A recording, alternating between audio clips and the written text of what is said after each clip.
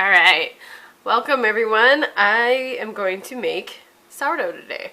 So I want to show everyone how easy it is to make. It has minimal ingredients. What really is the hard part is the timing of what the bulk fermentation, the stretching and folding, knowing when it's ready for shaping, doing lamination, all that stuff. But this is just the first steps. It's really easy, and I've tried a few recipes and different hydration rates, which you'll learn about later, but this is the one that's like got me through, and I'm still learning, getting better at it. But even when I thought that I had ruined it, it came out edible. So we're going with it. I'm told I'm not supposed to try any others, which of course, if you know me, that's not going to happen because I always like to try new things. So we have our scale, we have our big bowl, some other utensils, my healthy-ish starter. It's a little past peak, but it still looks pretty good. And then bread flour, etc. So first off, we need to have 350 grams of water, filtered water.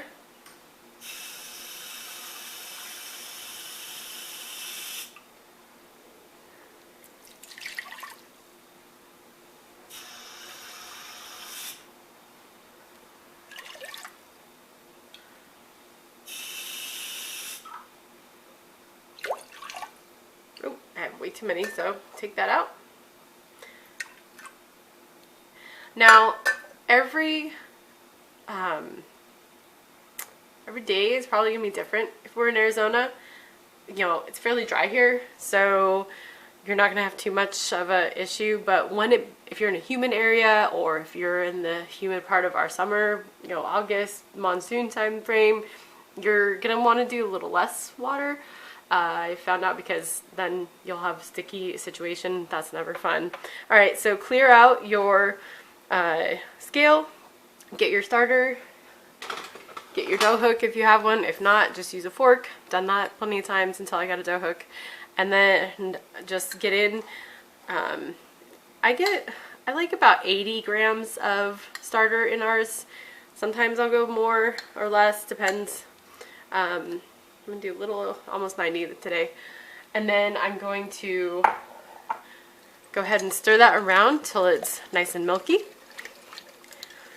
I'm gonna get that all in there and distributed.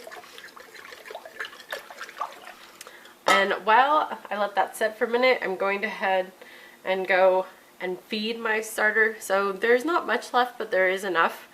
And I'm going to put in my 1/4 cup of water. And then my 1/3 cup of, my hefty 1/3 cup of all-purpose flour, because remember, we're in winter right now and it needs a little more flour so that way it stays happy. Let's scrape down the sides. Now, normally I tell you to put in a clean new one, but since it's just all in here and it's only one day that I do this when I'm making bread, I'm not going to worry about it, because the reason they do that is you want to make sure that you don't get mold in there. So that's why you start with clean, but since it's just minimal in there, I don't want to miss any of it. And then, because we normally put in a big old tablespoon, and that wasn't quite a tablespoon, so just get that all mixed together. Remember, it's going to be a nice thick pancake mixture. And get that in there and cover it loosely right with the top, and then voila, we're done with feeding that. Now just make sure this is all together. Clear out the scale again. Get your salt. I like Redmond's sea salt. And then you're going to put in about, it calls for 10 to 12 grams of salt. I usually put like 10 to 11. Every recipe you see is different. It's up to you, and also how you see your bread developing. Now with this recipe, you don't have to wait. There's some that, you know, they tell you to wait on the salt until later and put it in. With this recipe, you put it all in. I'm gonna stir it around a little bit. Make sure that's at 0, and then you're going to add your bread flour. You want a bread flour that's about 13% or more protein.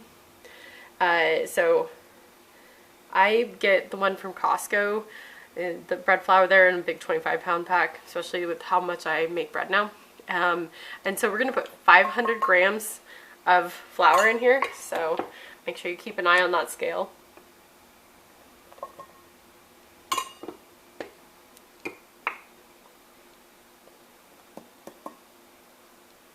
And if you have too much, put it back out. That's the nice thing about weighing in here, and keep an eye on it. And there we go. I'm at 500. All done.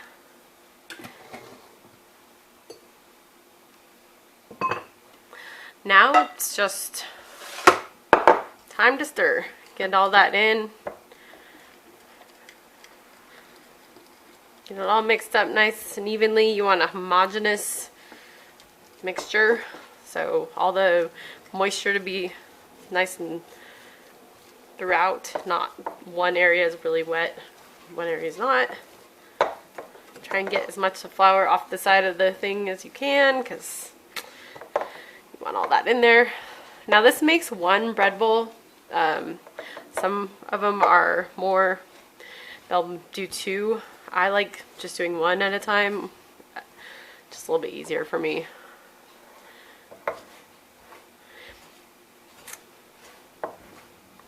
See how it's really shaggy? It's going to be like this for your first run. Just keep stirring it around, getting all that flour incorporated.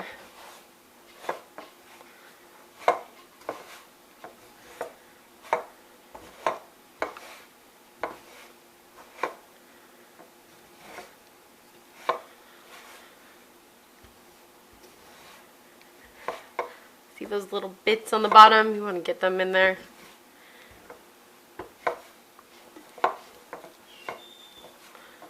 I'm going to take this off, make sure it gets in.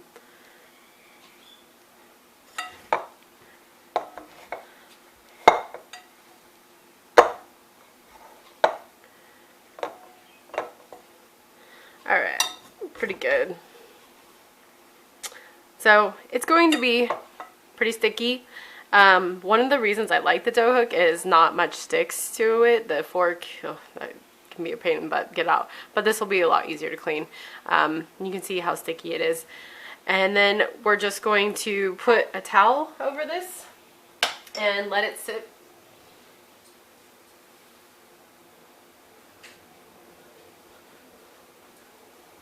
So just cover it really quick with the towel.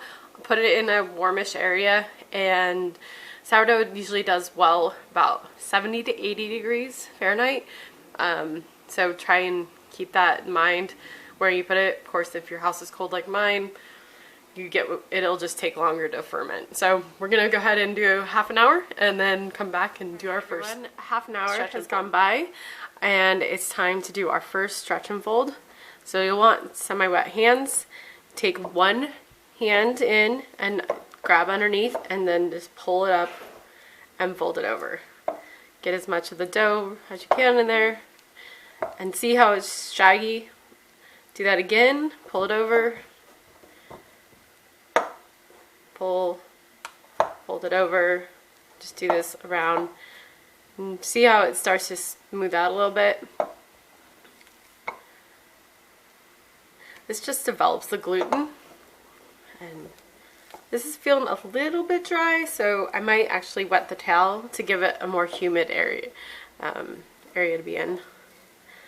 And yeah, I shake it because it gets stiff, and I just want to make sure that that's developed. So just a few times around, get it back into sort of a ball, then we'll let it rest for another half an hour, and with the towel on, and that's it. After the 30 minutes, so we've done one stretch and fold. Take the towel off, have semi-wet hands Just keeps the dough from sticking to you. And we're going to do another stretch and fold here.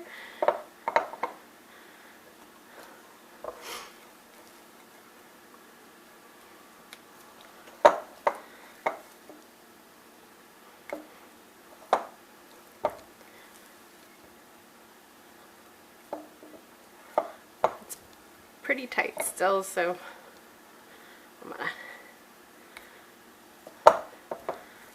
Remember, we're just getting the gluten activated, getting strength built in here. Alright, that's it. Now we wait, we cover it again and we wait another half an hour. We are now ready for our third stretch and fold. It's been half an hour. Take this off. And on this one, I actually like to start doing a different fold. So what you're doing is make sure your hands are a little bit wet, right? And then you pull it and pull it up from the middle. And I totally just forgot what this was called. But it's another kind of fold to get the gluten to activate. And yeah, since it's kind of cold, it likes to stay together. Try to.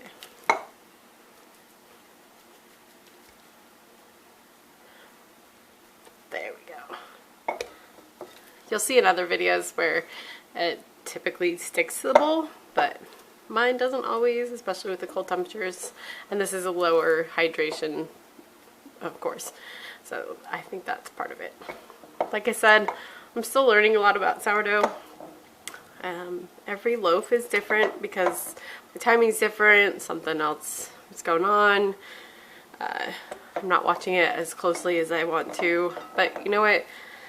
It may not be perfect, but just remember that it's still going to taste good. So I see a lot of people on forums that are freaking out and getting up in the middle of the night, and that's not how I roll. So yeah. Do one more pass.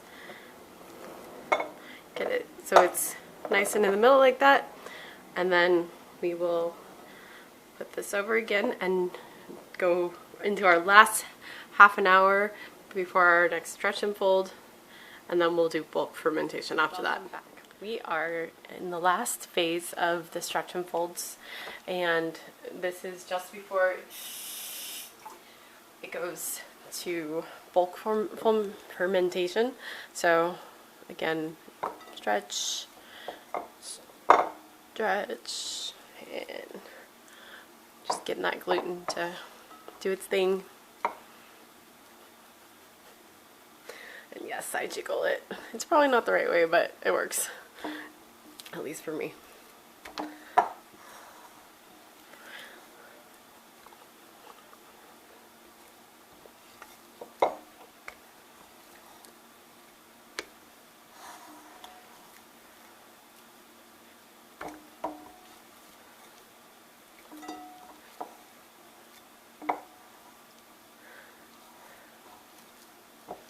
And then give another fold, put it back into a ball, and now it will sit on the counter for however long it takes to get to the right springiness. And there's a finger test. You push it in, see what it does, and welcome back, everyone.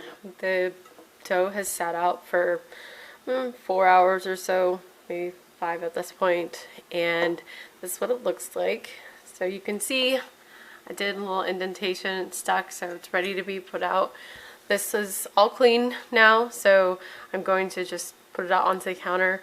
Since this is a lower hydration dough, we don't have to worry about it sticking to the counter as much, so there will be no flour used. And you typically don't want to use flour with the sourdough when you're laminating it, because you don't want to add extra flour to it.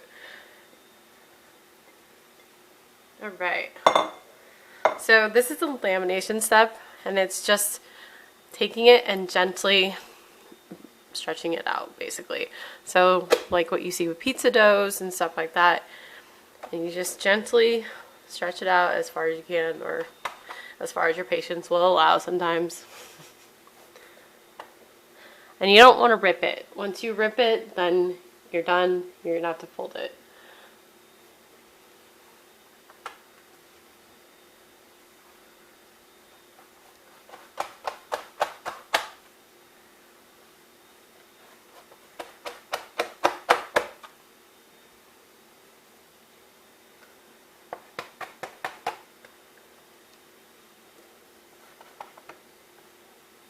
Now this is just the first lamination.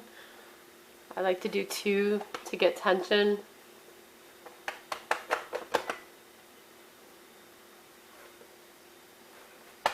Oh, yeah.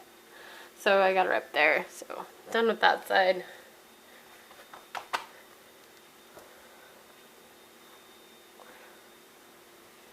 And unfortunately I don't have a ton of counter space, so I won't get it too big.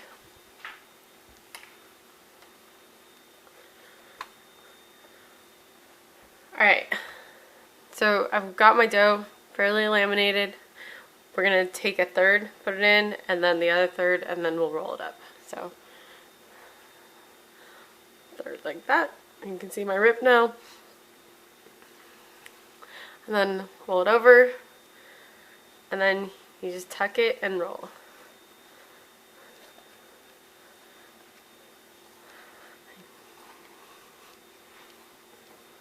You can see the little air pockets.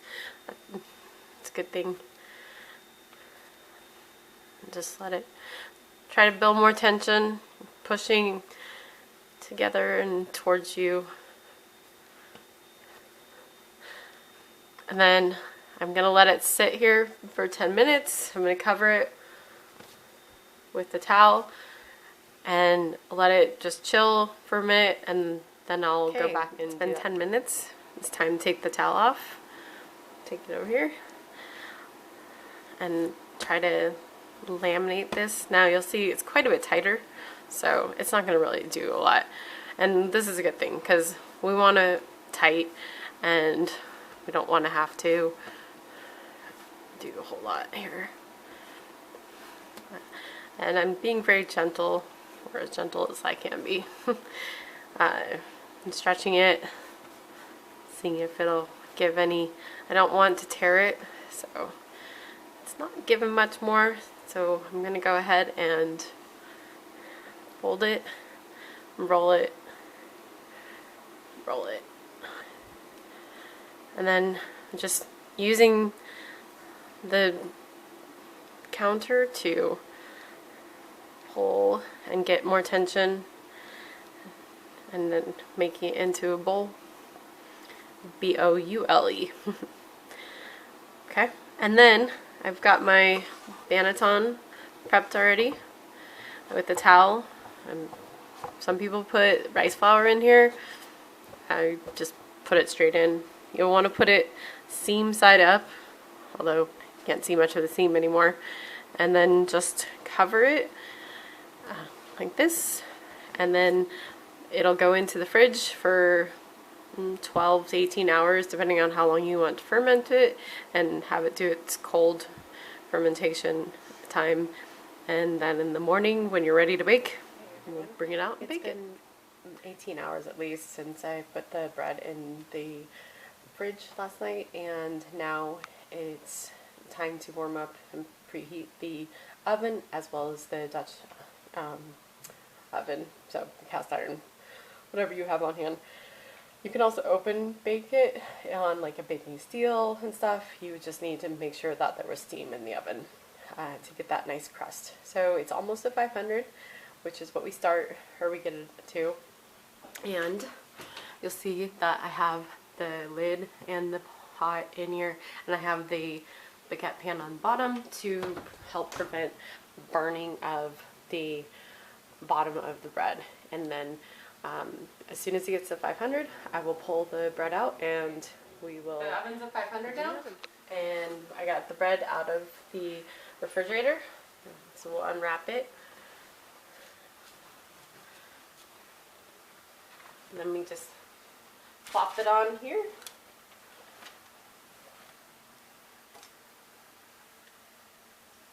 And then using bread lame, I really like this one. A friend of mine had one and I used it and I fell in love with it. So we're just going to do a simple score, just drag along, and that'll allow the bread to open up and to give you that pretty ear. And now it just needs to go into the oven.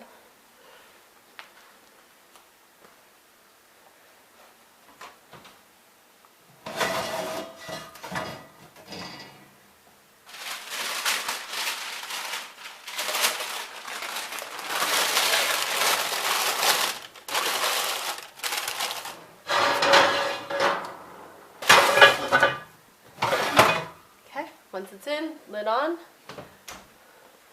put this back down to 450, and then the temperature and time I like is 35 minutes with the cover on and then 7 minutes with the cover off. So we'll come back in 35 minutes and take it off and show you what it looks like. We're back.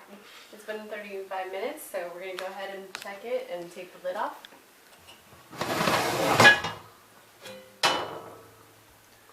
And I'm going to leave the lid in here to keep from burning anybody. It's looking pretty good. Now it needs to darken up, so put it in for another 7 or so minutes uncovered. We'll be back in about 7 minutes with the cover off, so we're going to take it out.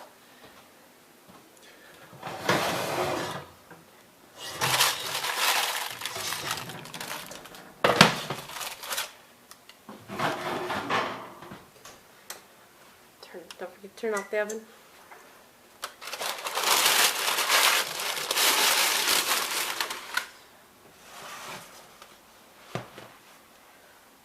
There we go. You notice the shaping's a little off, but otherwise looks good. Should be tasty inside.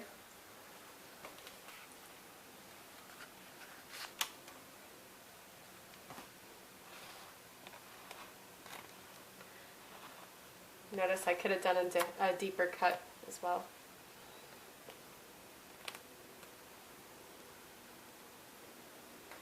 And if you ever are unsure if it's done in the middle, you can take the thermometer and stick it into the middle, and it should read over 200, and then you know for sure it's done. So this one's definitely done.